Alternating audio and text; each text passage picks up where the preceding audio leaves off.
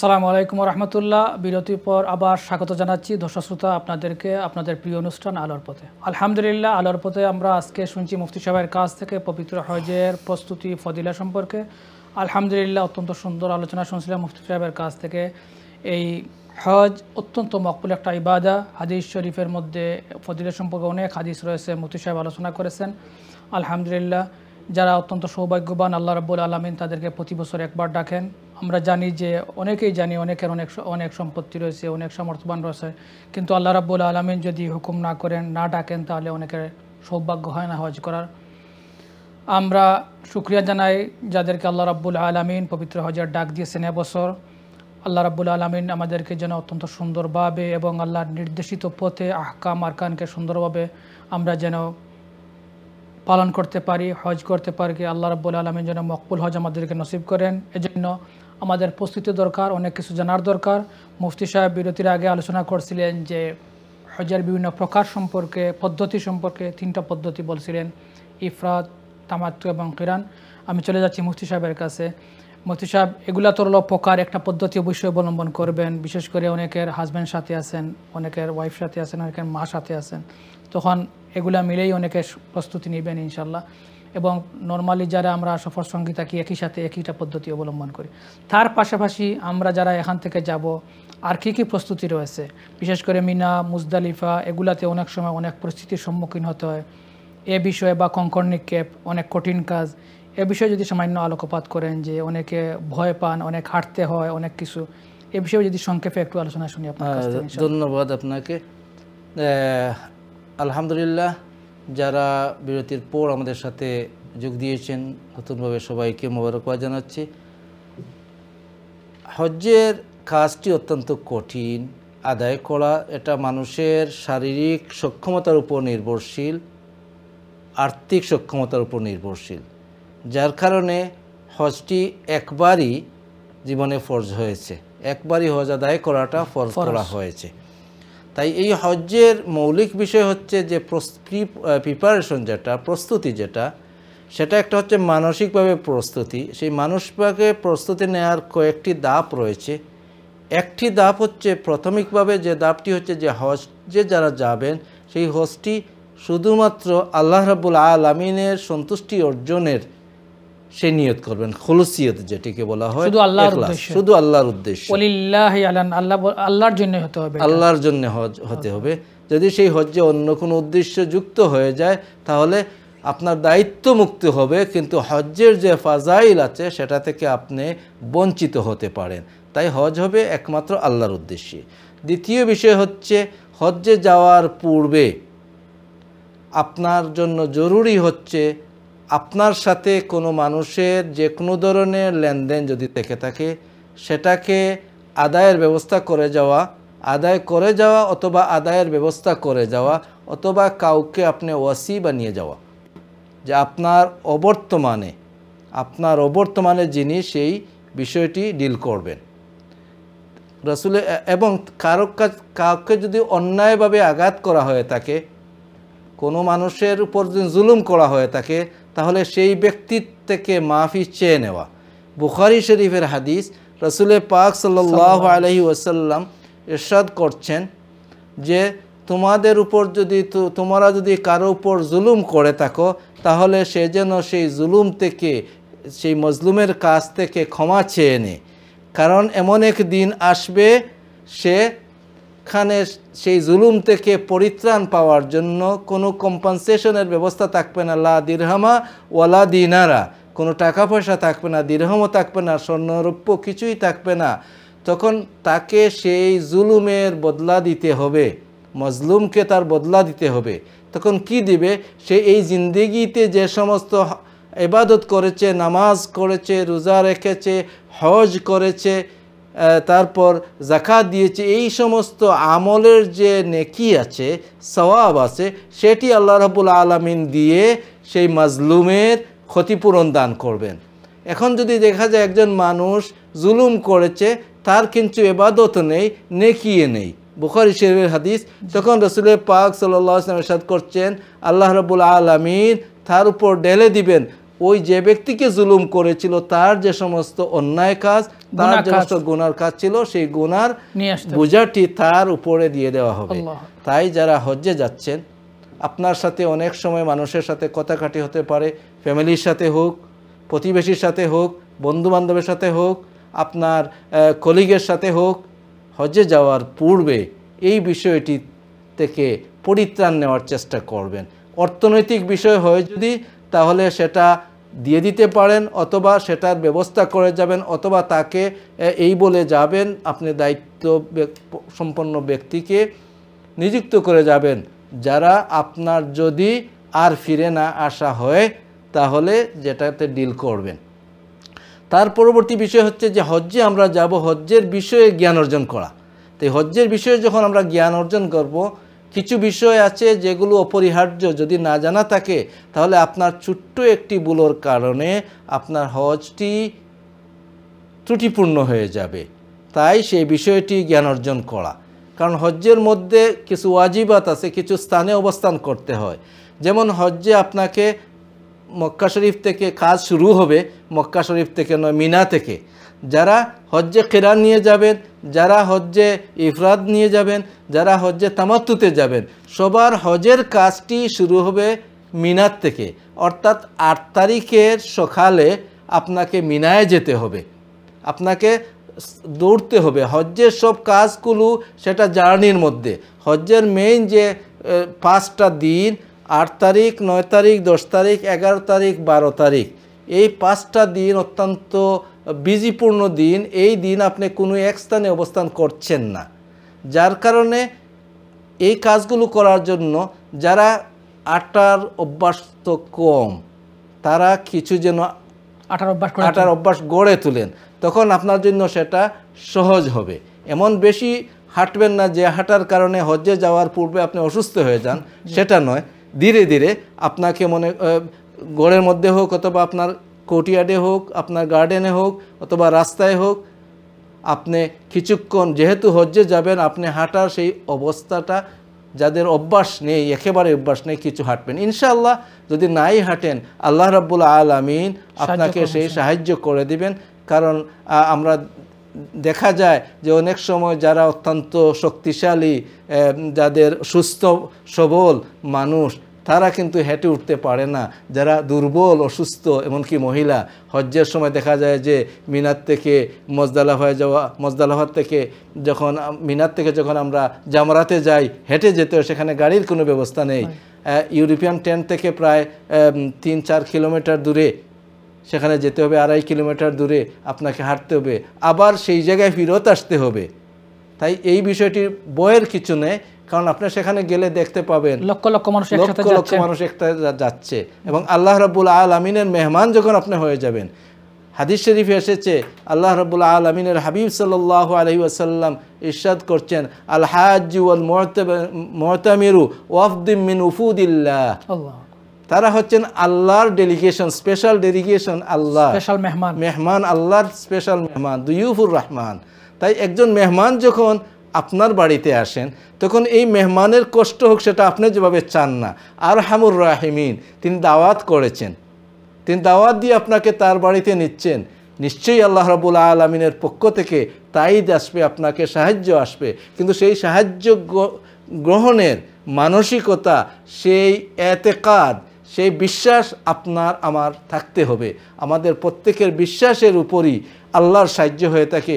বুখারী শরীফের হাদিস, রাসূল পাক সাল্লাল্লাহু আলাইহি ওয়াসাল্লাম ইরশাদ করছেন, আনা ইনদা জন্নে আবদি বি, আমার সম্পর্কে আমার বান্দা যে বিশ্বাস করে, আমার সেই ব্যবহারটি তার সাথে তেমনই হয়ে থাকে। একজন মানুষ যদি সে বিশ্বাস করে আল্লাহ আমাকে সাহায্য করছেন, আল্লাহ আমাকে অবশ্যই সাহায্য করবেন, যেহেতু আল্লাহ ওয়াদা দিয়েছেন সাহায্য করার, আল্লাহ যেহেতু হজ পালনকারীকে তার মেহমান বানিয়েছেন, তাই সেই মেহমানের সম্মান করা, সেটা আল্লাহ রাব্বুল আলামিন থেকে বেশি কেউ করতে পারবে না। তাই সেই বিশ্বাস দৃঢ় রাখবেন, ইনশাআল্লাহ সাহায্য আসবে। তার সাথে সাথে আপনার মানসিকভাবে মনের মধ্যে সেটা রাখবেন, আপনাকে মিনায় যেতে হবে। সে যাওয়ার সাদা গাড়িতে করে গেলেও সেখানে অনেক ভিড়, গাড়িতে যাওয়া হবে, আপনাকে আপনাদের যে কাফেলা থাকবে, যারা সেখানে দায়িত্বে থাকবেন তারা আপনাদেরকে গাড়িতে করে নেবেন, কিন্তু সেই গাড়ি পেতেও বিলম্ব হবে, যেতে বিলম্ব হবে। তারপর গাড়ি হয়তো আপনার যে টেন্টে থাকবেন সেখানে সরাসরি নাও যেতে পারে, দূরে থাকতে পারে, আপনাকে হাঁটতে হবে, ধৈর্য ধরতে হবে। এতে যদি আপনি যাদের মাধ্যমে যাচ্ছেন বা যারা আপনাদের খিদমতে থাকবেন হাজি সাহেবদের, আপনার ধৈর্যের পরিচয় আমাদেরকে দিতে হবে। কারণ এই সময় বিলম্ব হোক, আপনি কোথায় আছেন? আপনি ফি সাবিলিল্লাহ আছেন, আল্লাহর পথে আছেন। কারণ রাসূল পাক সাল্লাল্লাহু আলাইহি ওয়াসাল্লাম ইরশাদ করেছেন যে 3 দল ব্যক্তি আল্লাহর পথে। একদল হচ্ছেন হাজি সাহেব, তারা যেদিন ফিরে আসেন মগফুর লাহু হয়ে ফিরে আসলেন, আর যদি তারা ফিরে না আসেন তাহলে তারা জান্নাতে চলে গেলেন। সুবহানাল্লাহ, সুবহানাল্লাহ। তাই এই হজ্জের সময় বিলম্ব হচ্ছে, এটা নিয়ে কথা কাটাকাটি করা জিদাল এখানে হাদিস শরীফে নিষেধ এসেছে, কোরআনে কারিমে নিষেধ এসেছে। আল্লাহ রাব্বুল আলামিন নিষেধ করেছেন যে ওয়ালা জিদালা ফিল হজ, হজ্জের মধ্যে আমরা কথা কাটাকাটি করব না, আমরা ধৈর্যের পরিচয় দিব। এবং সেই বিষয়গুলো আমাদেরকে এখান থেকে জেনে যেতে হবে। সেখানে কঠিন অবস্থা হবে, আপনাকে গাড়ি পেতে, গাড়িতে উঠতে, তারপর মিনায় যেতে। সবসময় তো অনেক লোক, হাজার হাজার লোক, বা অবশ্যই তো রাস্তার যানজট থাকে, লক্ষ লক্ষ লোক অবশ্যই হতে হবে, এটা তো ধৈর্য রাখবেন। তার পাশাপাশি মুফতি সাহেব, অনেকের মনে প্রশ্ন জাগে যে আমরা তো অনেক দুয়া দুরুদ জানি না, কি পড়বো?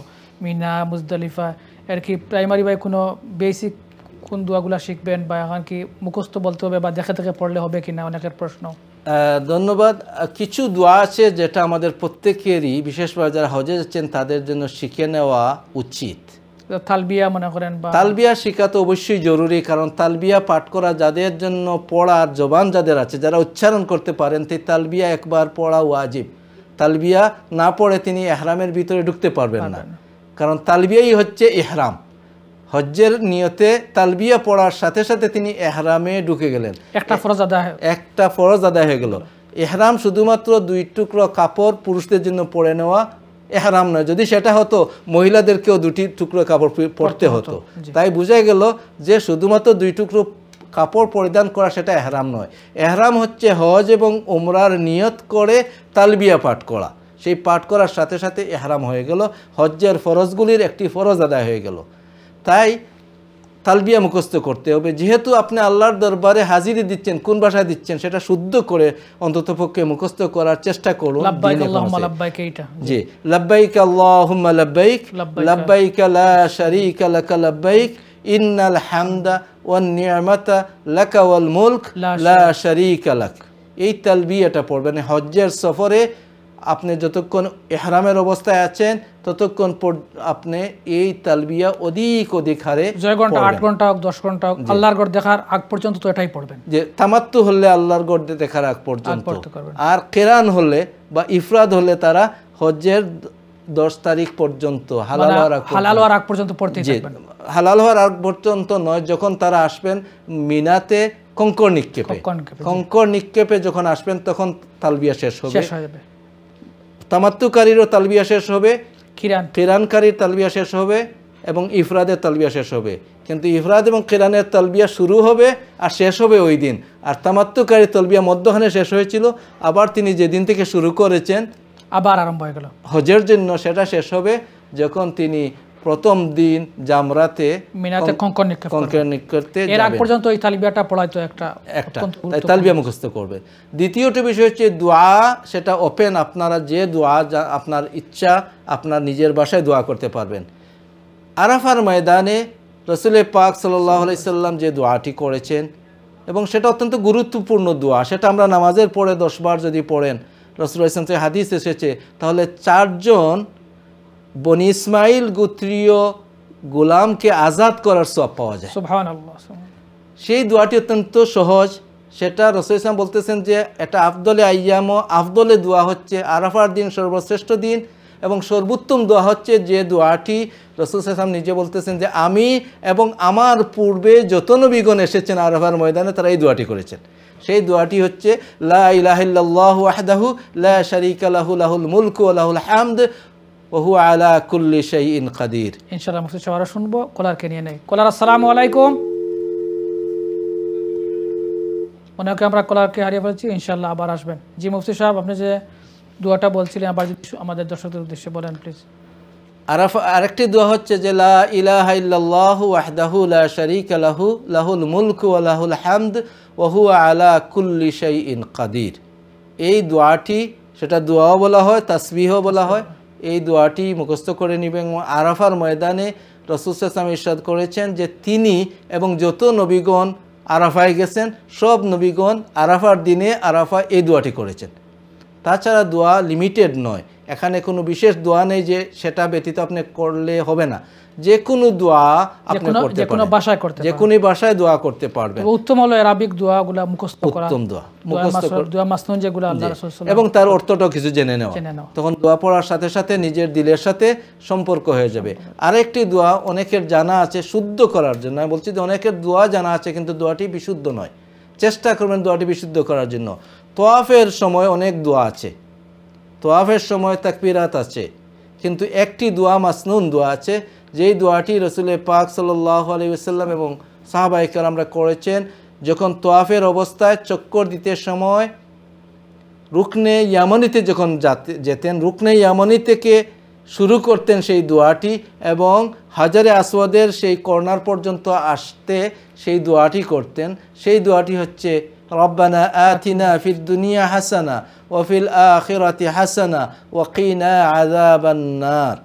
এই দোয়ার সাথে কোনো রিওয়ায়াতে আরো লম্বা দোয়া এসেছে, রব্বানা আতিনা ফিদ দুনিয়া হাসানা ওয়া ফিল আখিরাতি হাসানাতান ওয়া কিনা আযাবান নার ওয়া আদখিলনাল জান্নাতা মাআল আবরার বিরহমাতিকা ইয়া আজিজু ইয়া গফফার ইয়া রাব্বাল আলামিন।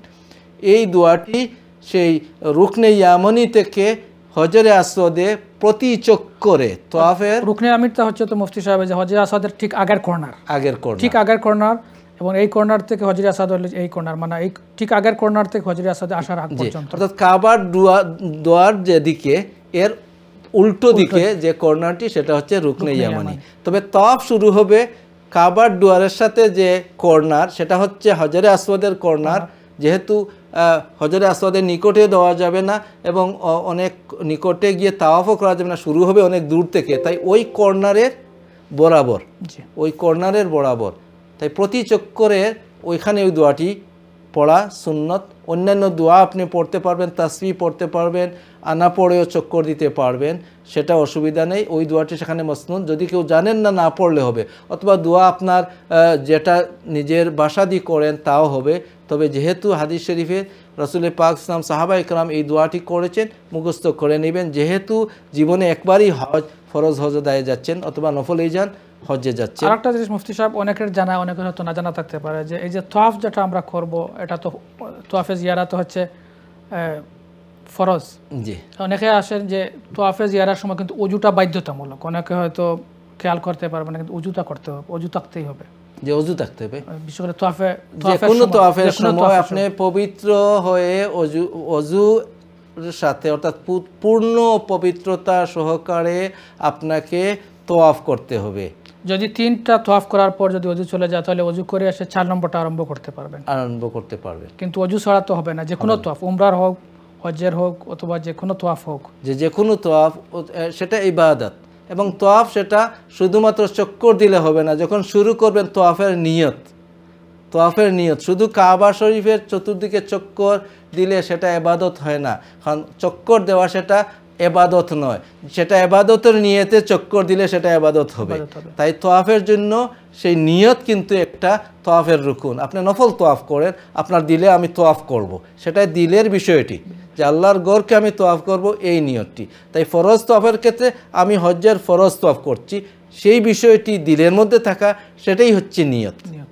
কারণ নিয়ত হচ্ছে কাসদুল কলব, আমার অন্তরের ইচ্ছা, অন্তরের ইচ্ছা। তাই আমি এই কাবার ঘর হজ্জের ফরজ তোয়াফ আমি করছি, উমরার তোয়াফ আমি করছি, আমি নামাজের পরে এমনিতেই নফল তোয়াফ করছি, কিন্তু তোয়াফের নিয়ত থাকা লাগবে।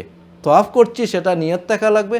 শুধুমাত্র এমনিতেই যদি কেউ 7 বার চক্কর দেন তাতে কোনো ফলাফল আসবে না, সেটা তওয়াফও হবে না, ইবাদত হবে না। তো এই বিষয়টি খেয়াল রাখতে হবে এবং তওয়াফ পূর্ণ পবিত্রতার সাথে আদায় করতে হবে। জাযাকাল্লাহ। দ্বিতীয় বিষয়টি হচ্ছে প্রিপারেশনের জন্য যে আমরা আমাদের মানসিকতাকে আমরা বিল্ড আপ করবো, যে বিষয়টি ইতিপূর্বে আলোচনায় এসেছে। কারণ মিনাতে অনেকে আমরা অনেক সময় মিনাতে অবস্থান করা সুন্নাহ। 8 তারিখের রাত্রি, তারপরে 10 তারিখের রাত্রি, 11 তারিখের রাত্রি আর 12 তারিখের রাত্রি যদি 12 তারিখের আসা না যায় তাহলে মিনাতে অবস্থান করাটা সুন্নাহ, হানাফি মাযহাবের সুন্নাহ।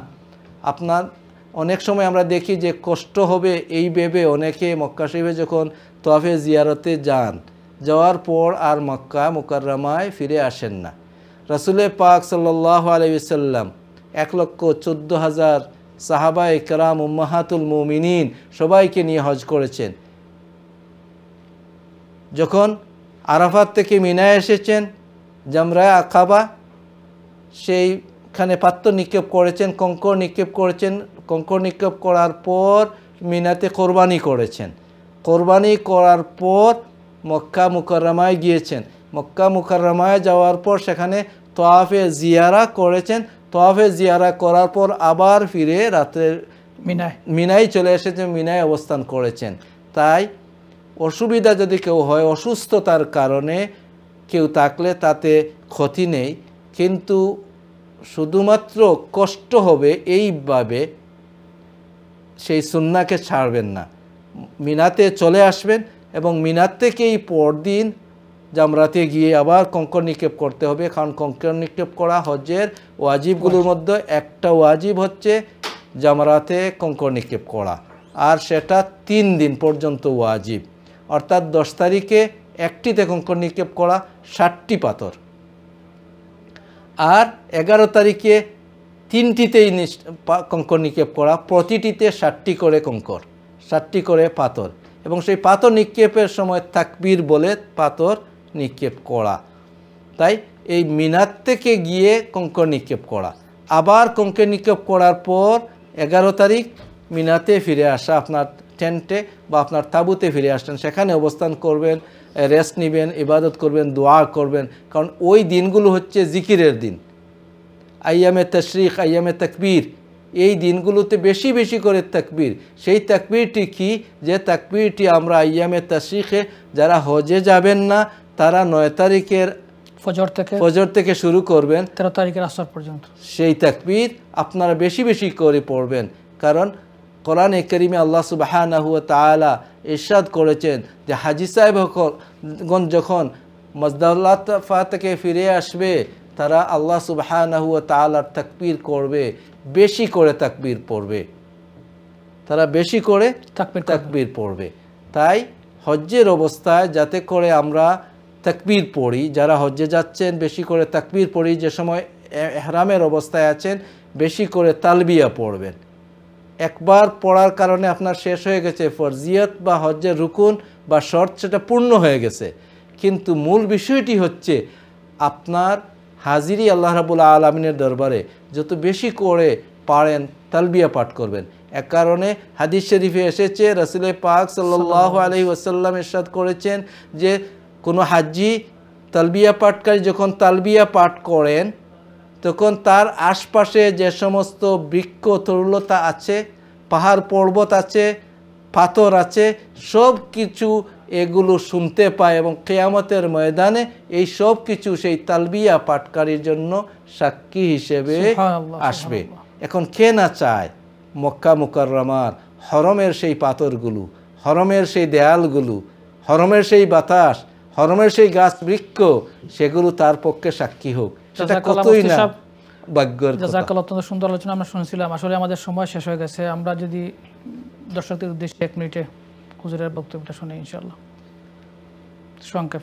সংক্ষেপ আমরা আলোচনা করলাম।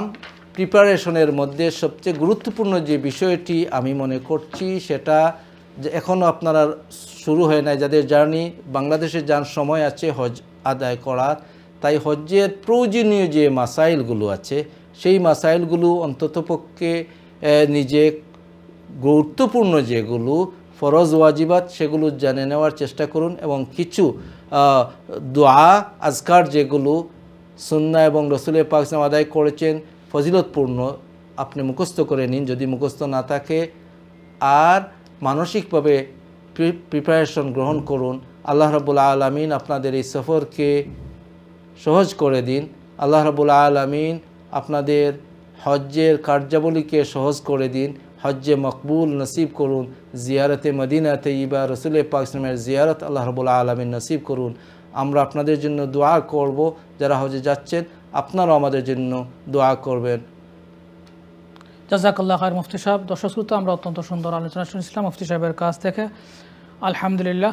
দর্শক শ্রোতা, আল্লাহ রাব্বুল আলামিন যেন আমাদেরকে তার নির্দেশিত পথে তার ইবাদাতগুলো করার তৌফিক দান করেন। যারা আমিও হুজুরের সাথে সুর মিলে বলতেছি, যারা আল্লাহর বাড়িতে যাচ্ছেন আমাদেরকে স্মরণ করবেন ইনশাল্লাহ। আমরা আপনাদের জন্য দোয়া করব। জাযাকাল্লাহ খায়র। পরবর্তী প্রোগ্রাম দেখার আহ্বান জানিয়ে আজকের মতো এখানেই আলোর প্রতি অনুষ্ঠান শেষ করছি। ধন্যবাদ সবাইকে। আসসালামু আলাইকুম ওয়া রাহমাতুল্লাহি ওয়া বারাকাতুহু।